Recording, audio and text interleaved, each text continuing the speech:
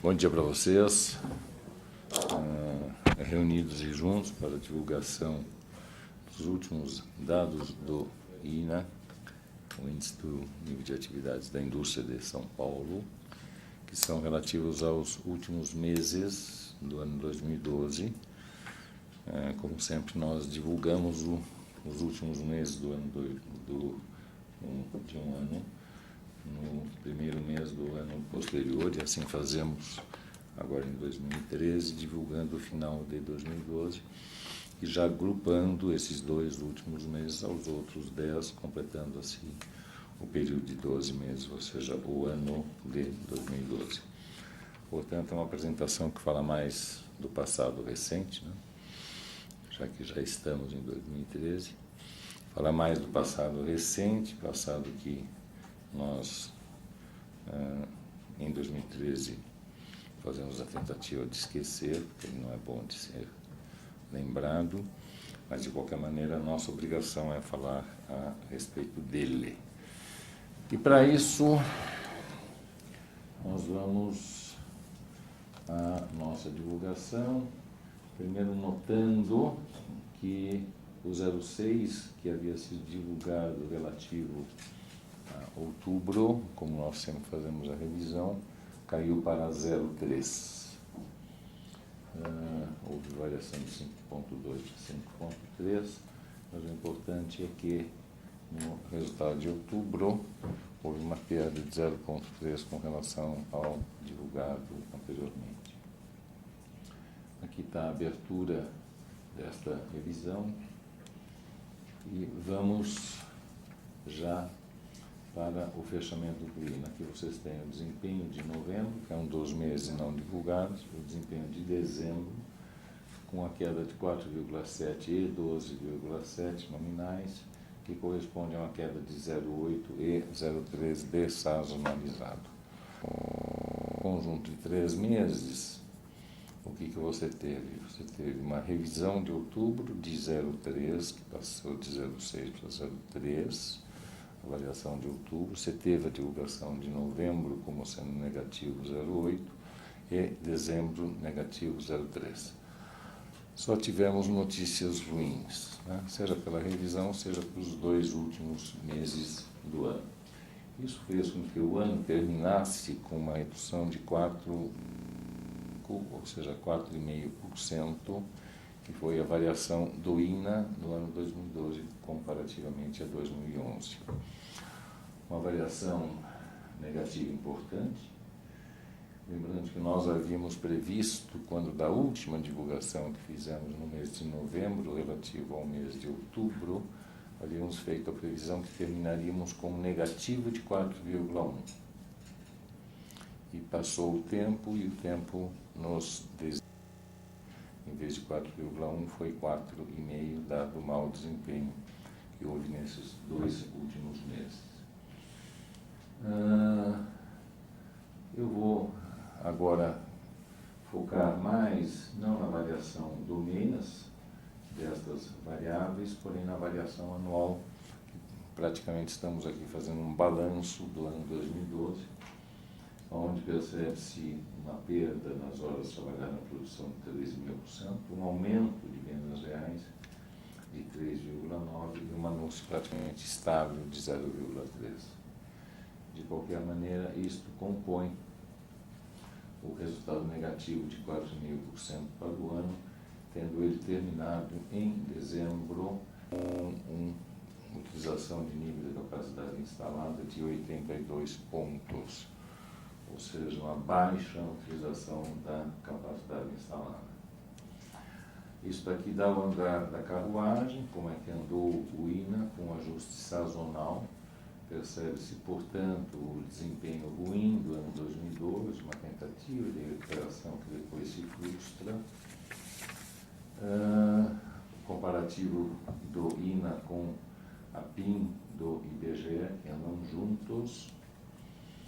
E isso dá ideia a vocês como foi ruim em dezembro, com a queda de 12,7% no comparativo com outros dezembros desde 2002.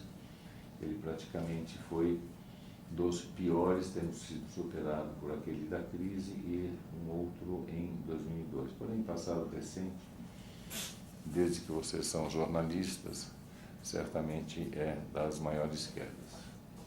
Porque em 2002 ninguém de vocês trabalhava na atividade, não trabalhava. Não. Tem aquele senhor que talvez trabalhasse. Você já trabalhava como jornalista em 2002? Já, eu trabalhava.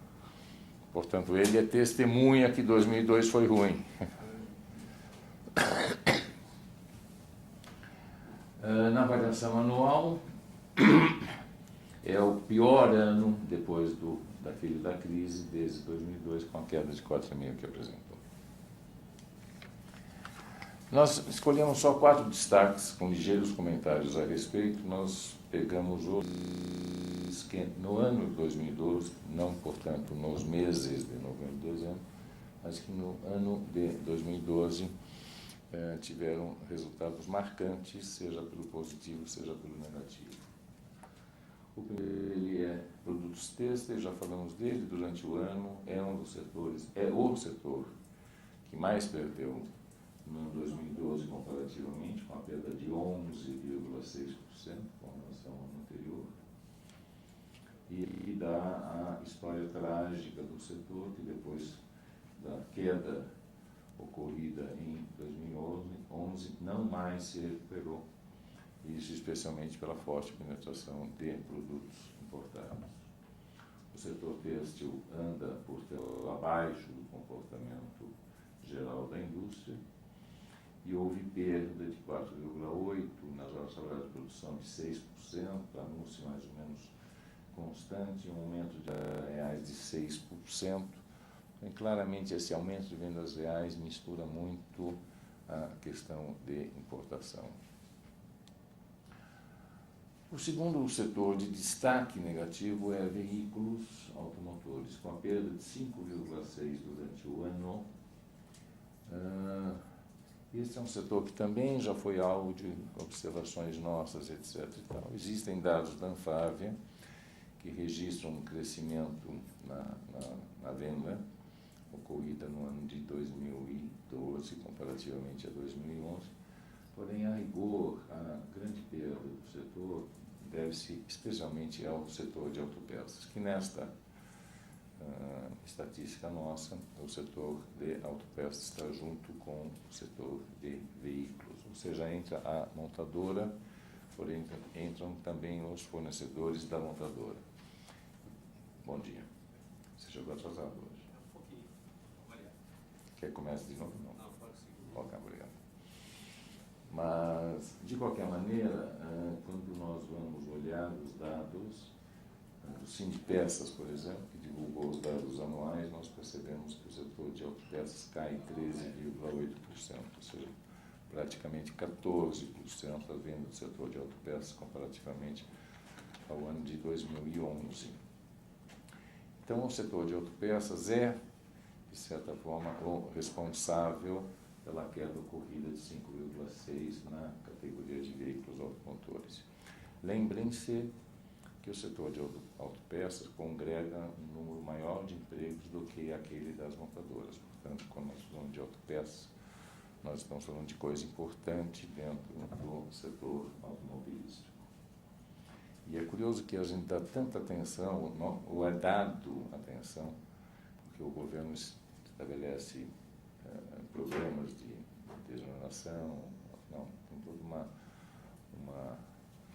uma história em torno do setor, e a cada mês que se fecha, ou a cada quinzena, fala-se como é que estão as vendas, como é que está depois divulgada ao final do mês, e como é que estão os estoques, e pouco se fala comparativamente do setor de autopeças. Ou seja, o setor de veículos ainda teve um desempenho razoável, cresceu 8,3%, segundo dados de Anfávia, a venda de veículos no ano de 2012, porém, o setor de autopeças cai 14% no ano de 2012, o que dá para o setor, no seu conjunto, um resultado negativo de 5,6%. Está aí a história do setor de automotores em gráfico, sua comparação com a PIN, praticamente era muito próximo, já que a PIN cai 4,5%, o setor cai 5,6%. E está aqui as horas trabalhadas na produção, que cai 10%, as vendas caem 4,4%. E vocês precisam fazer a conciliação destes números e destes dados com aqueles que são normalmente divulgados, que é de veículos, porém não incluindo autopeças. Passando das histórias mais tristes, vamos para aquelas mais alegres, na tentativa sempre de fazer com que vocês saiam contentes da federação. 6,8% é o crescimento de produtos químicos, ou seja, um bom desempenho no ano 2012. Aqui está o gráfico de produtos químicos. Aqui está quanto ele se diferenciou do total da indústria no ano 2012. E aqui estão os dados anuais, todos eles positivos. E, curiosamente, é um setor que, como nós fazemos também o acompanhamento da produtividade física do trabalho, ou seja, a relação entre horas trabalhadas e a produção física, percebe-se que esse é um dos setores que teve crescimento da sua produtividade da ordem de cerca de 3% no ano de 2012, contrastando com a perda de 0,7% que foi no total da indústria, ou seja, um setor que teve parte, pelo menos, do seu desempenho associado também a uma melhoria da sua produtividade no ano 2012. O IBGE divulga os dados do setor químico, aberto nas 3 categorias, onde percebe-se o crescimento forte que ocorreu nos dados divulgados do IBGE, de 4% como a taxa de crescimento do setor no que se refere perfumaria, limpeza, farmacêutico. Não, perfumaria, limpeza. Porque, na verdade, é um setor que anda muito de acordo com a curva de demanda, né? Portanto, é um setor que não tem tanto o impacto da produção importada, né? Já que essa transformação é feita no Brasil, e também o setor apresentou uma melhoria na sua balança externa, atribuída pela ABIQUIM como devida em boa parte à melhoria da taxa de câmbio que ocorreu no ano 2012. Papel celulose, nosso outro setor de destaque, crescimento de 3,5% no ano, um bom desempenho. É outro setor que também cresceu a sua produtividade física, portanto, tivemos também aí um comportamento diverso daquele da totalidade da indústria. Aqui está o andar da carruagem do dado destacionalizado do setor, com o que ele se destacou do conjunto da indústria e os crescimentos ocorridos durante o ano 2012 comparativamente a 2011. Ressalta-se ao final que a indústria termina o ano com um nível de utilização da capacidade instalada de 79,5%, praticamente no mesmo nível que terminou 2011 e igualmente ruim, ou seja, com clara evidência de sobra de capacidade instalada na indústria de transformação. Vamos de pronto, vamos ao nosso sensor.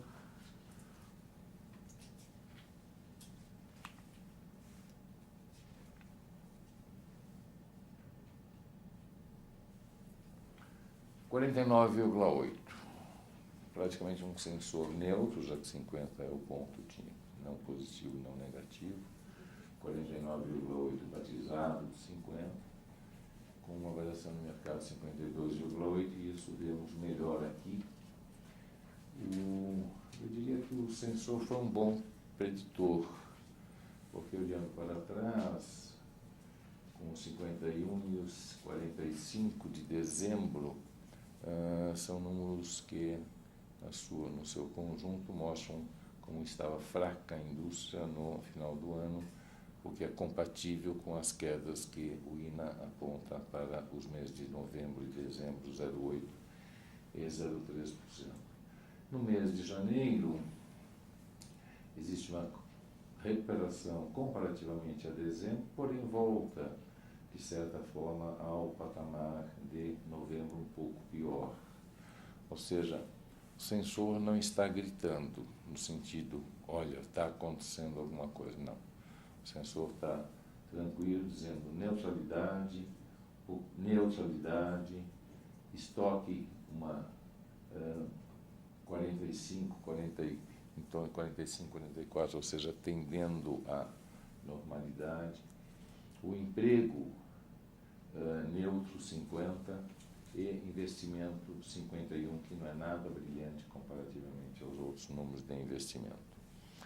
Portanto, o nosso sensor não estamos dizendo prepare-se para a festa, nem está dizendo prepare-se para a tragédia. Tá? Ele não precisa se preparar para nada, fique sossegado. E essa é a nossa apresentação do dia de hoje. E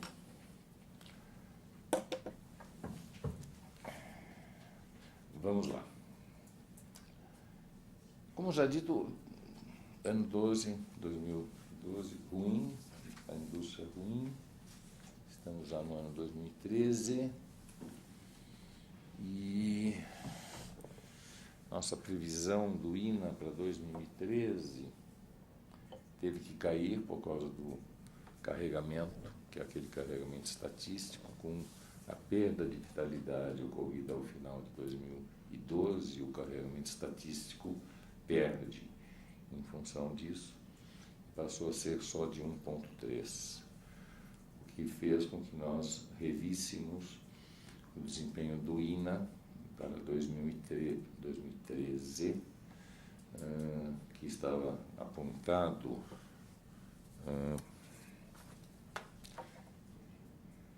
eu acho que era próximo de 4, não era? 3,9, próximo de 4, e foi para 2,3. Isso é feito especialmente do carregamento. Quando nos perguntam o que nós esperamos para o ano, nós já respondemos isso. Esperamos um crescimento do PIB de 3%, esperamos um crescimento da indústria de transformação da ordem de 3%, ou seja, uma melhora. E ficamos atentamente olhando na tela do radar para ver se nós vemos na tela do radar aparecer com clareza que a melhora está ocorrendo e fortemente ocorrendo. E na nossa tela de radar ainda não apareceu. Nós continuamos olhando, né? Continuamos olhando com grande atenção, porém até agora não apareceu. Nós não podemos dizer que tenhamos sinais claros de uma melhora que esteja ocorrendo para a indústria de transformação. Não temos um sinal forte nem claro de que nós estamos mergulhando numa piora da indústria de transformação. Continuamos na expectativa que medidas tomadas, etc., resultem em resultados. Talvez a notícia assim, que temos divulgada recente, a melhoria que o BNDES aponta para, pelo menos, o volume de consultas para novos investimentos, que cresceu bastante no segundo semestre, especialmente no terceiro trimestre. Isso inclui também a carteira Finame, ou seja, alguma fumaça de que talvez esteja ocorrendo alguma reação na parte de investimentos, fumaça essa detectada ali pelo BNDES. Porém, isto se está ocorrendo, ainda está ocorrendo num estágio prévio a isto ser sentido pela indústria de transformação, ou pelo setor de máquinas e equipamentos, etc. Portanto, não temos clareza, temos uma expectativa, um wishful thinking, ou uma expectativa desejosa, positiva, de que as coisas melhorem, porém não temos clareza ainda desta melhora ocorrendo. É isso. Vamos esquecer 2012, convido vocês a esquecer 2012. Estamos em 2013 e vamos renovar as nossas esperanças para o ano 2013. É isso daí. Perguntas? Diga.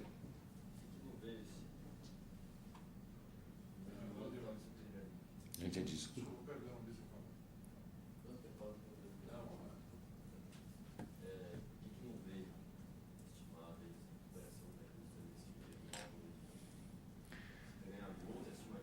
Ela enxoxou, né? Ela enxoxou, no sentido de que você iniciou no segundo semestre do ano passado com uma certa tendência de recuperação, por nós já classificada como não vigorosa, porém ocorrendo, não vinha com aquele ímpeto que já foi apresentado no ano 2010, porém nos parecia que ela vinha lente e segura, né? Sem lembrar do Geisel, lente e segura, mas que ela vinha lente e segura. E os últimos meses frustrou. Os desempenhos dos meses de novembro e dezembro foram frustrantes dentro dessa visão. E nós confiávamos, por exemplo, que o carregamento estatístico, que é aquela questão de que você vê onde você chegou em dezembro, e aí você projeta como se não houvesse alteração durante todo o ano seguinte do nível que você estava em dezembro, isso te dá o carregamento estatístico. E nós contávamos com um carregamento estatístico que ia ser superior a 2, né, para o ano de 2013. E o carregamento estatístico, como deu essa enxoxada no desempenho da indústria no final do ano, acabou sendo só de 1,3. Então, não sei se isso responde a sua pergunta ou não.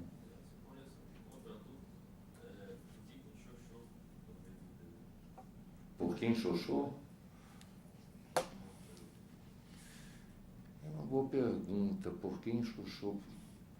Isso não dá para colocar, porque a outra pergunta que costuma ser feita é de que qual foi o setor, né? Responsável, culpado?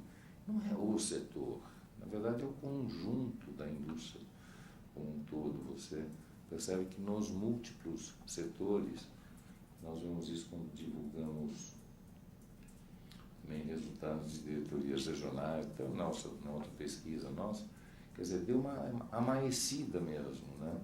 Ou seja, não estava suficientemente plantada. Nós estamos investigando, sabe daquela situação do cientista que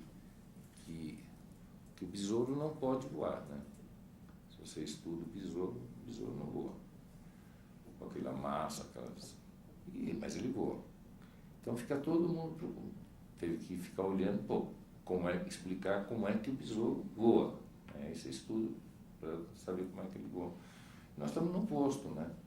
Quer dizer, nós estamos com um colibri ágil e o diabinho não quer voar, né?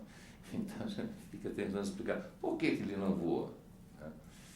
E aquilo que nós sempre colecionamos como dados positivos, etc. e tal, eles ocorreram. Você teve a melhoria da taxa Selic, da taxa de juros, aquela coisa, desfile de coisas que você teve uma melhoria da taxa de câmbio, nos câmbios. E nós estamos mergulhando nessa questão, por que não voa? Estamos vendo, por exemplo, o andar da carruagem naquilo que representa a produtividade medida em valor por unidade de produto, onde entra a questão dos aumentos reais terem superado em muito a variação de produtividade.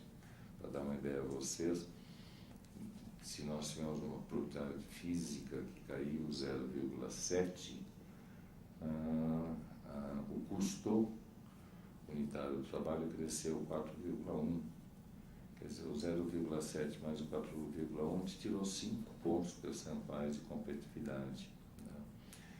E isso vai corroendo, associado quando nós falamos que tivemos uma desvalorização da moeda, que foi da ordem de 1,6, 1,7 para 2, para 18, porém a partir daí já ocorreu uma inflação de 5, 6, a partir daí já há uma perda de 5 pontos de produtividade em função dessa questão dos aumentos reais de salário terem superado a variação da produtividade física, e vai corroendo a competitividade.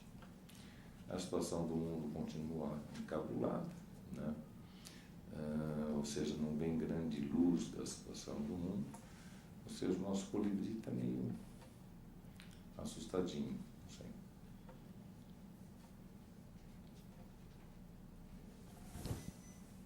Em 2002, por favor. 92. Hã? 92 o que você começou? Eu comecei a trabalhar em jornalismo, né?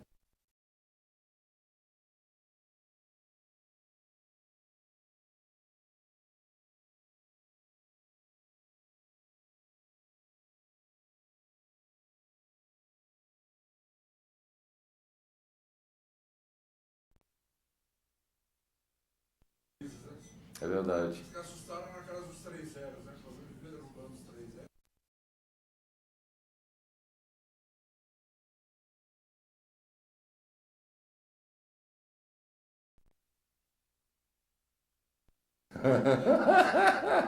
Uma experiência. Não, mas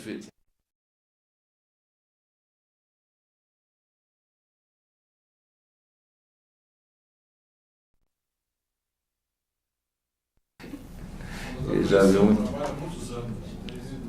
Eu queria perguntar para você a respeito de uma parte setorial. A indústria de transformação sofre com as piores crises, né? E a gente não percebe da parte do governo nenhuma tentativa no sentido de melhorar isso, né?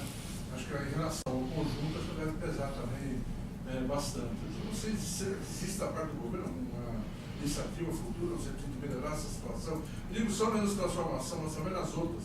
Esses incentivos que estão saindo são tão tímidos, né? Sem contar com a concorrência externa, China, por exemplo, outras aí que estão mexendo muito com o mercado. E eu gostaria que você pudesse comentar também sobre a questão da capacidade ociosa, né? Existe um limite de segurança na atividade industrial? Bom, a primeira parte, quer dizer, evidentemente, sua pergunta é bastante abrangente. A nossa sensação é de que o atual governo da presidenta Dilma, comparativamente aos governos anteriores, incluído do presidente Lula, eu acho que é o governo que apresentou e apresenta maior sensibilidade com relação à evolução da indústria de transformação. E quando falei dos governos, porque antes Lula houve também de Fernando Henrique. Eu acho que a questão da taxa Selic é uma ação importante e forte, que levou a taxa Selic a 7,25%, isso é alvo de muita crítica por parte da Federação das Indústrias. Houve esforço todo que você acompanhou a sua redução de taxa de juros, que é, na verdade, o que interessa para o tomador. Houve a questão da taxa de câmbio. Ou seja, são todas medidas que não dá para dizer que não foram tomadas e objetivando uma melhoria para a indústria de transformação. A desoneração da folha, com os 20% do INSS, é outra coisa, né? Quer dizer, pode um setor ou outro pode ter sido mais ou menos amparado por isso, mas uma empresa com 15% da folha sob faturamento, ao não ter os 20%, ganha 3, perde 1, no faturamento ganha 2. O que fica a questão é que, se você soma todas estas coisas feitas, isso que individualmente nenhuma delas resolve, mas na sua somatória deveriam fazer com que a indústria reavivasse, né? E você não sente ela reavivar. E essa é a grande questão. Então eu não debitaria isso à falta de percepção do governo. Eu debitaria isso, eu acho que na verdade os estragos causados anteriores à indústria, especialmente naquela longa trajetória de valorização da moeda, causaram mais dano do que os imaginados. E agora percebemos na prática como que esses danos, por vezes que imagina-se poder ter volta rápida, uma volta é difícil, né? Você quebra a perna num instante, porém para recuperar o movimento da perna, querido, é complicado. E nos elos da cadeia da indústria de transformação, o que fez de repente alguém trocar seu fornecedor local por um fornecedor externo, quando de repente há um panorama de desvalorização, etc. Tal, ele volta ao seu fornecedor interno que ele tinha e o cara diz assim: mas querido, eu não estou mais fazendo. E de repente também ele fazia usando uma tecnologia que já é diferente da tecnologia que está sendo usada externamente. Ou seja, é complicado. Eu acho que o nível de dano da indústria foi maior que se imaginava. Mas a Fiesp tem intenção de procurar o governo para pedir novas exonerações, benefícios, para tentar fazer com que eles estragarem esse ano? Eu diria que a aproximação da federação com o governo é constante, né? Não existe essa separação. O nosso presidente e a entidade se encontram. Ontem mesmo o presidente estava em Brasília, tinha encontro com vocês. Não existe não existe nem a separação, nem o distanciamento. Recente, vocês assistiram tão discutida a questão da redução do custo da energia elétrica, que é uma demanda que praticamente a federação foi pioneira nessa demanda e na força, e onde mostrou-se uma conjugação muito grande entre aquilo que pleiteava a federação e aquilo que a presidenta resolveu fazer para o setor, sem entrar nos méritos disso, aqui, mas afinal só para mostrar que existe uma aproximação e que tantas vezes resulta em ações efetivas. Então não dá para dizer que não existe, não dá para dizer vocês pretendem voltar ao governo para pedir mais coisa. Não, o nosso diálogo é constante. Nós estamos, por exemplo, agora envolvidos na discussão da guerra dos portos, né? Como você sabe, tem a guerra dos portos, que foi outra batalha do ano passado, ocorrida, que resultou naquela resolução do Senado, etc. E agora tem a implementação com aquilo que foi o estabelecido pelo CONFAS, do que tem que ser feito, etc. O que é uma complicação do qual nós precisamos mexer nisso, estamos juntos, tentando mexer juntos com o governo, tentando mexer. Ou seja, não tem esse distanciamento. Agora, também sabemos que não existe varinha mágica, né? Nós temos ainda clareza que o nível da taxa de câmbio não é o adequado, porém também assistimos o governo e, afinal, aquilo que é de sua gestão de compatibilizar um ambiente econômico onde a taxa de inflação é um fator importante. E nós não podemos dizer que se dane a inflação e vamos fazer o que tiver que ser melhor para a indústria. Não podemos fazer isso. Pois não? Você agora, desculpa. Na verdade, era justamente sobre isso. O senhor mencionou muitas vezes a competição estrangeira, o câmbio. Eu queria saber como que deve ser o impacto dessa mudança do câmbio para um patamar mais baixo sobre a atividade industrial. Aí que está. A mudança agora? Agora é pouco, né? É pouco. Nós estamos, na verdade, muito discutindo a questão e impacto Até tem até no valor, quem é do valor? Selecionou não é? Não. Hã? Não é? Bom, é bom ou não? Tem um artigo do Delfim no valor dessa semana. Dessa semana? Acho que é dessa. É de terça-feira. Terça-feira. Desta semana. Que ele trata exatamente da questão taxa de câmbio e inflação. Deve ter lido. De uma corrente de pensamento que diz, olha, querido, não é assim não. Você mexe na taxa de câmbio, vai te gerar inflação. Porque muitos países mexeram e não gerou, e não gera. Portanto, é uma questão conturbada, uma questão... nós somos a tendência de considerar que existe espaço para levar a taxa de câmbio para um patamar mais adequado. E eu não diria que o governo não tem a sensação disso, ele também tem, que é da necessidade.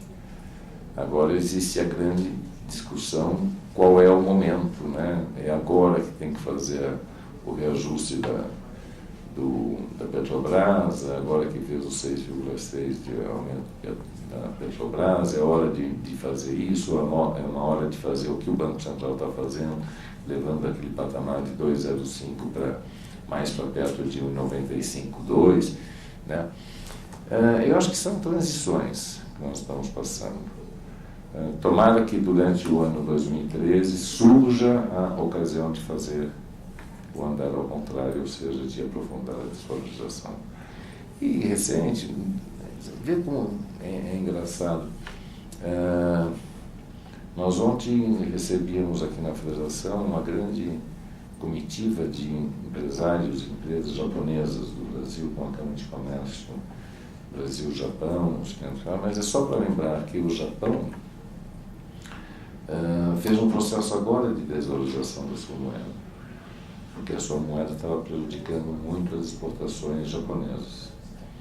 E mandaram ver 10% de desvalorização no iene, né, para dar suporte para a atividade produtiva do país. Portanto, a questão de taxa de câmbio, de taxa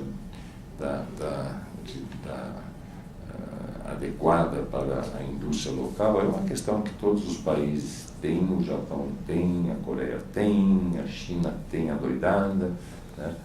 E nós não estamos no ponto de conforto ainda no Brasil. Diga. Mas, você mencionou que agora ainda é pouco o impacto da indústria, porque foi uma mudança pequena. 13. Mas há um piso de resistência da indústria? Se começar a baixar para baixo de 2 e para um pouco mais? Nós já estamos desconfortáveis com 2. Quer dizer, se você perguntar qual é o nível de desconforto quando você está com um alicate te apertando o dedo e o cara começa a apertar ainda mais o alicate. Esse o desconforto só cresce. Não tem jeito. Você está a parte das discussões entre a Fiesp, o governo e a Petrobras sobre o reajuste do preço do gás? Que é uma das bandeiras da Fiesp em 2013, foi discutida na última coletiva de vocês em dezembro.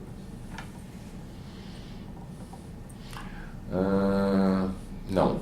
A minha resposta é não. Se eu tenho conhecimento de conversas que estão ocorrendo entre Fiesp e Petrobras sobre o assunto, não é do meu conhecimento.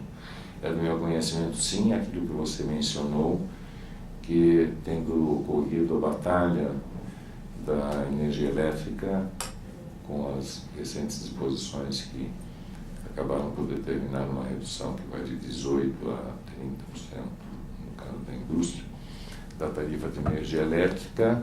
Agora a batalha da Federação se volta para o gás. É evidente que o gás não tem a dimensão e o apelo, né, que é a energia elétrica mesmo, porque não é de consumo de famílias, etc. Então, porém, para determinados setores da indústria é um item vital, né, para a competitividade de setores da indústria. E claramente você está numa situação do gás que torna o Brasil fortemente não competitivo, ainda na esteira do que está ocorrendo nos Estados Unidos com o shale gas, e que isso ainda faz uma outra revolução adicional sobre o preço do gás no mundo. Então eu sei da preocupação, sei e eu diria que me ocorre que também o governo tem tal preocupação. Eu não sei como é que vai andar isso. Eu vi hoje, por exemplo, que foi assim, mas isso eu estou comentando sem saber do que isto realmente representa, de que foi autorizada a Petrobras para importação de gás, né? Foi autorizada ontem, me parece, e, se não me engano, o volume é 4 milhões de metros cúbicos, alguma coisa do gênero, que é para exatamente mexer na condição de fornecimento de gás interno. Porém, desta medida que eu estou me referindo, eu não tenho conhecimento que não seja ter escutado hoje, vindo para cá, para a Federação, escutei que isso foi uma decisão. O governo vai mexer nisso no ano de 2013. Como? Não sei. Tá bom? Opa! Como que a Fiesp vê essa postura do governo de reduzir a tarifa de energia e aumentar a gasolina? Esse aumento de gasolina e diesel, como é que vai afetar isso? Eu não faria a junção que você está fazendo dos dois assuntos. Me parece claro que o aumento da Petrobras era absolutamente necessário. E nem te diria que passou a ser necessário a partir de 2013. Não, já era necessário em 2012. A Petrobras tem um plano ambicioso de investimento e se não tiver caixa, não tem investimento. Então, esse reajuste da Petrobras já era esperado e acho que ele ocorreria independentemente daquilo que ocorreu com a energia. Se você me perguntar o que é mais importante para a indústria, se é o custo da energia ou o custo da gasolina, eu diria que claramente é o custo da energia. A variação para o óleo diesel, que também não é praticamente usado pela indústria, porque você vê que os processos industriais, eles foram muito para a energia, muito para o gás, né? Hoje você ter grandes fornos de grandes indústrias, cerâmica, por exemplo, tudo gás, né? Você não vai com energia lá. De qualquer maneira, não é tão interferente. Aí, desculpa, daqui tem, você não... Só fazer uma pergunta em relação ao emprego. Vocês chegaram a medir nível de emprego na indústria? Qual caiu junto, a atividade industrial caiu, chegou nesse emprego? Nos meses de... Nós divulgamos emprego, já sentimos a sua falta, quando nós fizemos a divulgação do fechamento de 2012, né? Onde a indústria de São Paulo perdeu 52.500 postos de trabalho. Portanto, tem consonância, sim, a perda de emprego que houve, 52.500 postos de trabalho, 2% sobre o universo do emprego da indústria de São Paulo. É um percentual elevado, 52.500 é um número elevado, e ainda isso seria 60 não fosse uma anormalidade, uma anomalia ocorrida no setor de açúcar e álcool, que, diferentemente de outros anos, não devolveu todos os empregos do campo pelo atraso da safra, que entrou aí pelo mês de dezembro da colheita e, portanto, engatou praticamente com o início da atividade do ano, que é plantio, e tem 10 mil empregos aí que não foram subtraídos. Se tivessem sido como rotineiramente, são, em vez de 52, seria 60 mil empregos. Mas, afinal, e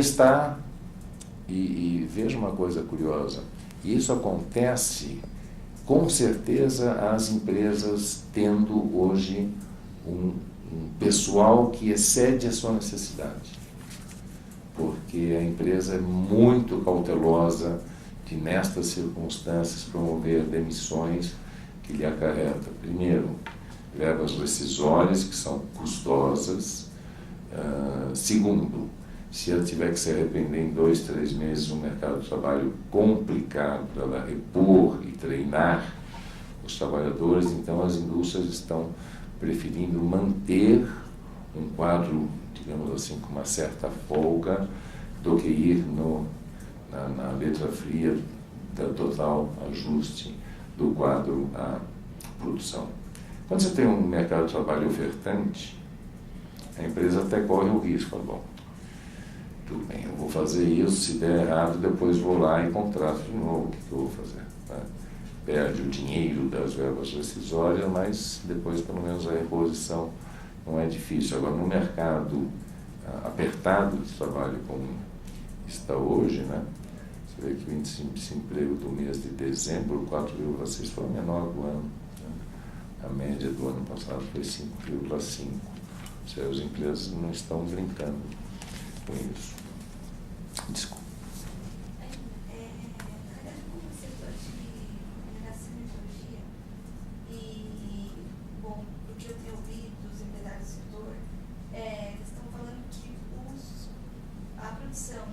Relacionada às vendas para a infraestrutura estão muito lentas, uma pandemia que não aconteceu, enfim, tem a COP, tem a Olimpíadas, tem muito crescimento para se fazer no Brasil, muitas outras, mas que ainda não foi. E tudo relacionado ao consumo, ao renda, houve crescimento nesses setores que estão bem, estão bem. Isso dá para transferir para toda a indústria, reflete? Não, eu não diria que... Mas eu entendo perfeitamente o seu comentário. Eu diria que não reflete para toda a indústria. Você pega um setor que é da siderurgia, onde realmente se você vai ver qual é o destino que tem o aço, né? O aço tem 2 grandes destinos. Um grande destino é construção civil.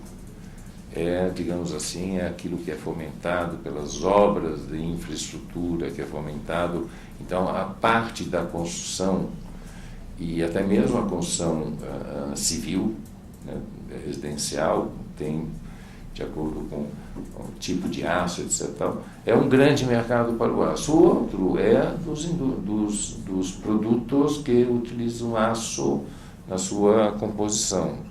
Sei lá se é isso daqui que tem um pouquinho, é isso que tem, não sei o que, não sei o que lá, o automóvel, a geladeira, não sei o que, não sei o que lá. Então são 2 coisas. O que eles estão dizendo a você é o seguinte, olha, aquilo que é bens de consumo durável, aquilo ainda pela questão de renda, etc., tem uma demanda que está sendo atendida desse daquele jeito. Agora, esse da construção civil, porra, não desata esse negócio. E realmente você olha para o PAC,